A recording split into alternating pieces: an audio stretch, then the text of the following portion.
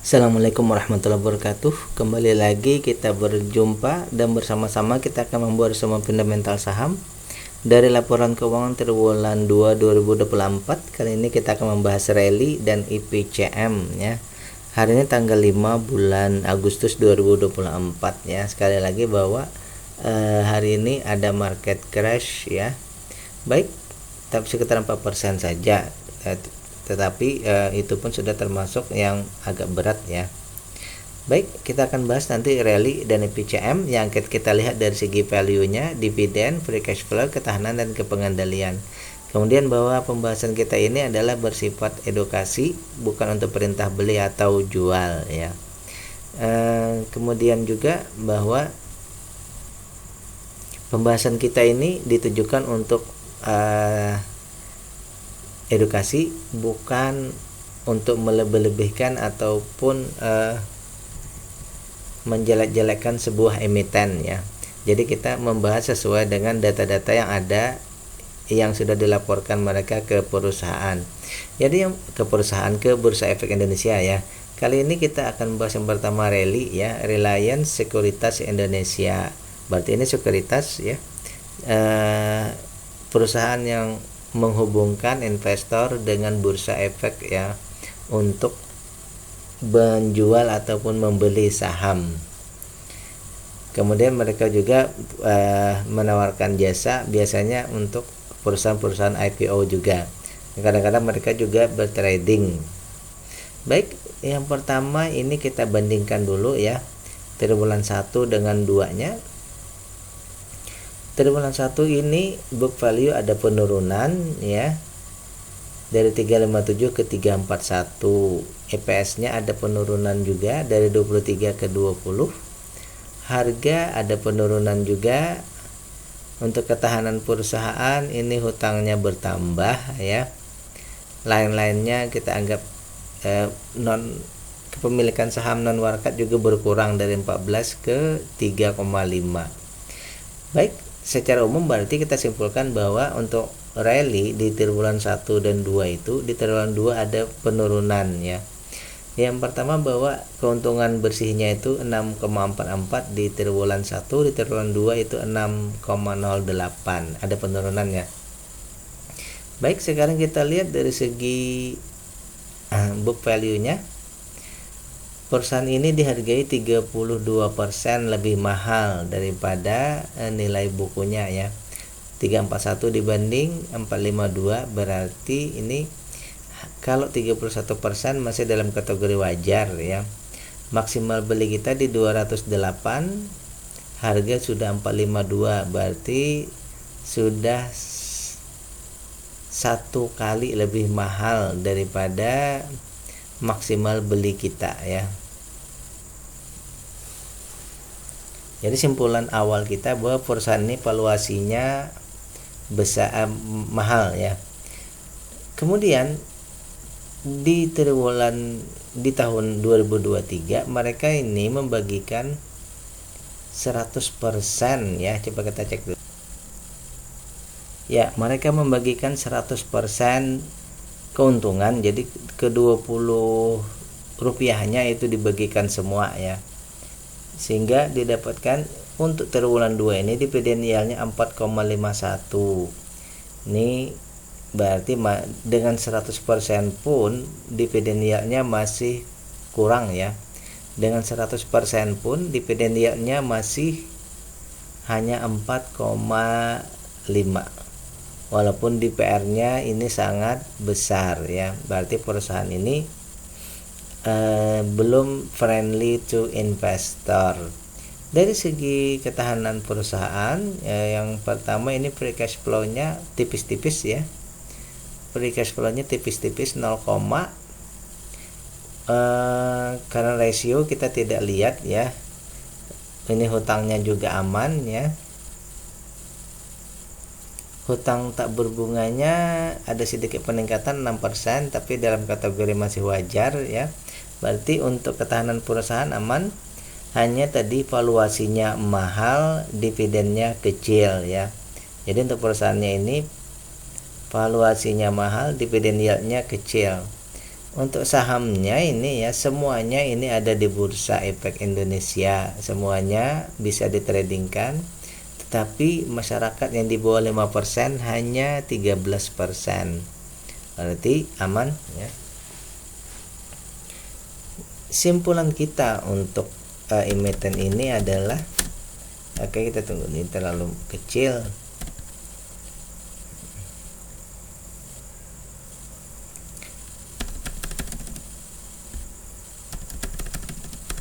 Simpulan kita untuk perusahaan ini adalah karena tadi valuasinya mahal dan dividennya yang kecil ya. Jadi otomatis yang pertama dulu bahwa dari data ini berarti yang paling jelas ini IPS-nya memang besar tetapi persennya yang kecil. Berarti pertama kita kasih IPS ya. IPS-nya ini mesti ditingkatkan ya. Kalau bisa juga harganya ya turun ya, harganya turun. Untuk dividen nanti saja kita bahas ya. Jadi yang pertama yang kita concern untuk perusahaan ini berarti dari segi IPS-nya ya, karena masih di bawah 10% perlu ditingkatkan, keuntungannya di atas 10%. Yang kedua harganya juga mesti turun lah. Kalau di harga wajar kan sekitar 200-an ya. Baik, itu yang pertama Reliance Sekuritas. Yang kedua IPCM. IPCM Jasa Armada Indonesia ini adalah bergerak di bidang pemanduan dan penundaan kapal. Jadi mereka ini urusannya memandu kapal dan menunda pemanduan dan penundaan kapal ya, dengan nama IPC Marine Service ya. Ini kalau tidak salah perusahaan ini ada saudaranya IPCC ya. Ini berarti termasuk perusahaan BUMN ya, anak usaha dari BUMN, anak usaha dari Pelindo kalau tidak salah ya. Jasa Armada Indonesia, anak usaha Pelindo. Kita punya dua data di sini ya, di triwulan 1 dan triwulan 2. Dari segi book value ada penurunan, keuntungan ya sekitar itu, harga ada penurunan, aset lancarnya ada penurunan juga ya, hutang ada peningkatan. Hutang ada peningkatan. Jadi secara umum saja ya, secara umum berarti saya melihat bahwa triwulan 2 ini ada sedikit penurunan ya. Di triwulan 2 ini ada sedikit penurunan kalau kita berkaca dari angka-angka yang ada. Di triwulan 1 itu keuntungannya 11%, triwulan 2 ini untungnya 12% ya. Karena book value-nya tadi menurun kan, IPS-nya tetap. Lalu keuntungannya ada peningkatan 1%. Yang pertama kita lihat dari segi valuasi, perusahaan ini dihargai 13% lebih mahal. Berarti ini wajar ya, bukan di situ. Berarti perusahaan ini ya dalam kategori wajar saja ya. Harga sekarang dibandingkan dengan book value-nya wajar saja ya. Untuk maksimal beli 288, harga sekarang 262, ada diskon 9%. Diskon 9% ini termasuk kategori wajar ya, belum lebih dari 20%. Jadi perusahaan ini dihargai wajar ya. Harga sekarang ini di harga wajar. Kemudian dari segi dividen ya, ini dividennya 74%, termasuk besar ya, jelas termasuk besar. Kemudian dividen yieldnya ini sekitar 8,2 ya, juga termasuk besar. Kalau kita setarakan dengan 30, sebenarnya untuk rata 30 ini masih di bawah ya, masih di bawah dari 5%, hanya sekitar 3%. Jadi simpulannya bahwa perusahaan ini dihargai wajar dan dividennya besar. Lanjut, Untuk free cash flow 3% ya. 3% ya sudah lumayan ya. Untuk aset lancar yang berkurang tadi masih banyak, meskipun berkurang tapi masih 2,5 kali lebih besar ya. Jadi tidak masalah. Hutang berbunga dan tak berbunganya juga dalam kategori yang bawah juga aman. Tinggal dari segi kepemilikan juga bahwa ini di KSEI ya, ada yang ditradingkan hanya 23%, berarti 77-nya ini milik BUMN ya, tidak ditradingkan. 77-nya tidak ditradingkan. Jadi 23-nya saja. Namun di sini asing tidak ada ya, hanya 0,% ya, 22%-nya ini lokal, berarti asing tidak berpengaruh di saham ini.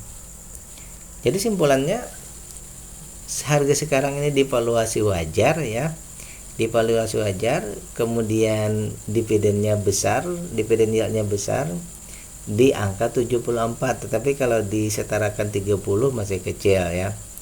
Jadi simpulannya apa? Kalau menurut saya pribadi,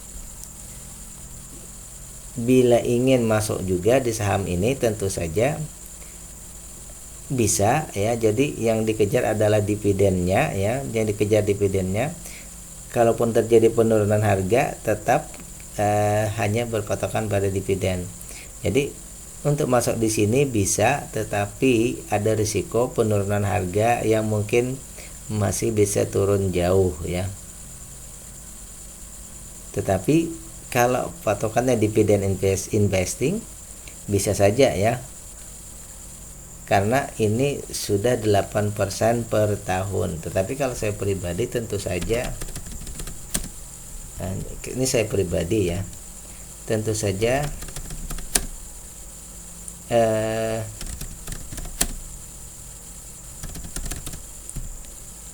menunggu dia valuasinya menjadi murah. Itu kalau saya pribadi. Tapi bagi yang dividend investing ini bisa saja ya masuk dengan berfokus pada dividen ya. Oke, demikian pembahasan kita untuk Reli dan IPCM ya. Reli Reliance Sekuritas, IPCM ini Jasa Armada Indonesia. Billahi taufiq wal hidayah. Assalamualaikum warahmatullahi wabarakatuh.